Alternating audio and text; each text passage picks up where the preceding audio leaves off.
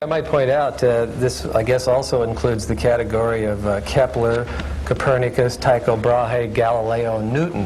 Now, if you don't believe me that they are all practicing astrologers, read it in their own words. Go to the library where they tell you that astrology is a true science. My background is not Christianity, it's science.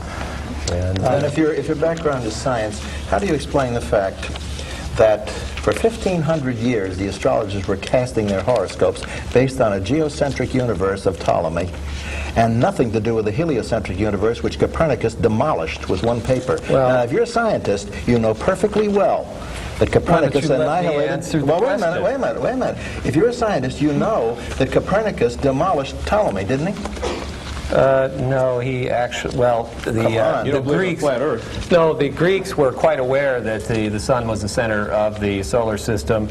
Ptolemy changed that for a while. All Copernicus did was bring that back. If you read that particular essay that Copernicus wrote, you'll find that he writes a preface to the Pope in that, saying that this is not my idea. Wait a minute, are you saying that their views were correct then, before Copernicus?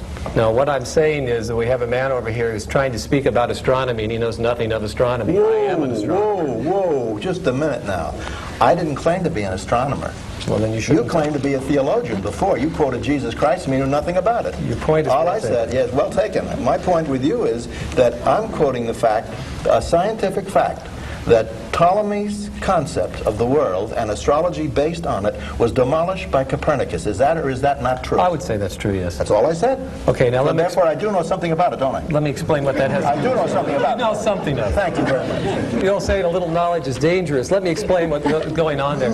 An astrological chart is erected from the Earth, not because we believe the Earth is at the center of the universe. The point is that it's a map of the sky from the place and time that a person's born. And since all people have been born on the Earth up to this point, the map has to be made from there. So the fact that astrological charts were done before they were aware that the sun was at the center actually made no difference on the astrological interpretation, simply because of the fact that you're drawing a map from Earth. As long as they got the sun in the right spot, it would have the same effect as far as astrology Terry, before we close, we've got just a few minutes left. Let me ask you a question about what astrologers do. The cardinal signs, Aries, Cancer, Libra, Capricorn, are supposed to be active. This is according to Womack's 12 signs, his book on 12 signs. The fixed signs, Taurus, Leo, Scorpio, and Aquarius, are settled. They stand fast. The mutable signs, Gemini, Virgo, Sagittarius, Pisces, are agreeable. They are flexible.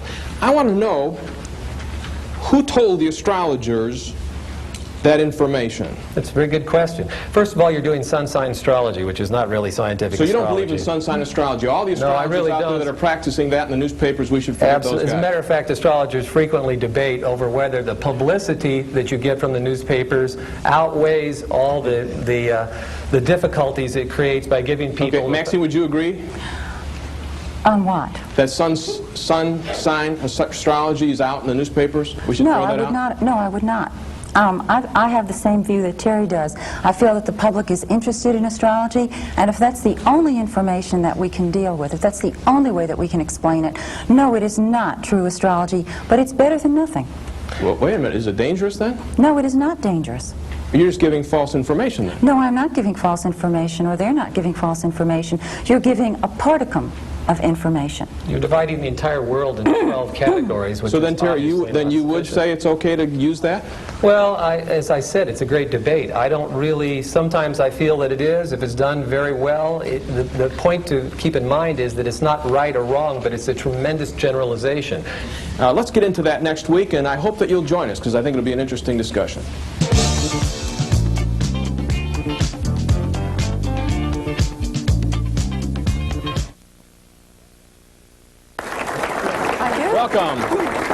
Welcome. I'm sure you've seen many of the magazines. Time people have talked about what's happening in this country concerning astrology, and we wanted to look into this. Is astrology credible?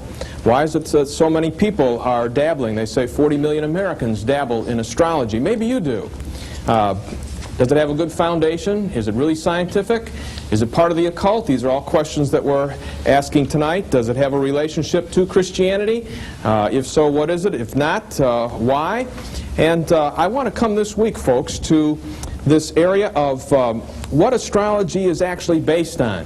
If there is supposed to be some relationship between the planets, the stars, the sun, the heavenly bodies, and that which takes place on Earth. Different astrologers define this differently, and you're able to define it any way that you want to. I want to know, on the basic definitions of what the signs mean, and what the effect is, and how it's supposed to affect people, where did astrologers get that information?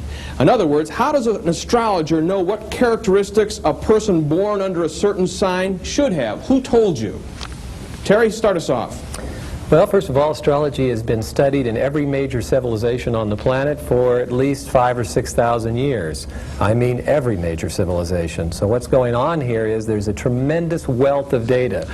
There is more data as to what particular bodies do when they're in certain places in the sky than there is data in physics or astronomy or any other field. But hasn't that data conflicted? I mean, the Chinese horoscope and the zodiac were different than the one in Europe. No, not at all. They had certain signs that you didn't have in Europe. No, not at all. Not necessarily at all. Well, they didn't have the rat in Europe. No. What you're talking about is the signs they use for each year in Chinese astrology. No, that was part of their zodiac in China. But they also use, what you see is they popularize in the press the part of Oriental astrology that's not done in Western astrology, but every part that's done in Western astrology is also done in the Oriental astrology too. But I'm saying, okay, we've got that. Some we talked about last week, that some of it came out of Babylonia, where they said this was from the gods, and they had a polytheistic base. You don't believe that as a scientist, but I'm saying is that the definitions have kind of cruised through history, and now we've got these characteristics that seem to be arbitrarily placed on the signs, and I'm saying, why should anybody believe that those characteristics fall for those signs?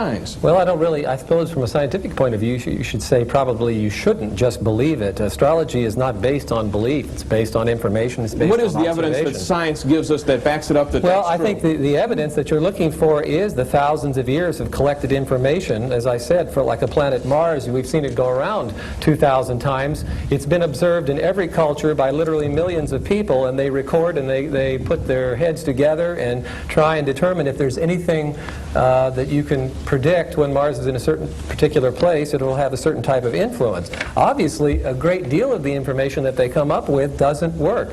The same at any scientific experiment, but over a great period of time, you begin to get a repeat in your data, and you begin to see that there are certain things that you can say about it. Now, in regards to what you said about polytheistic origins, let me point out that you could say that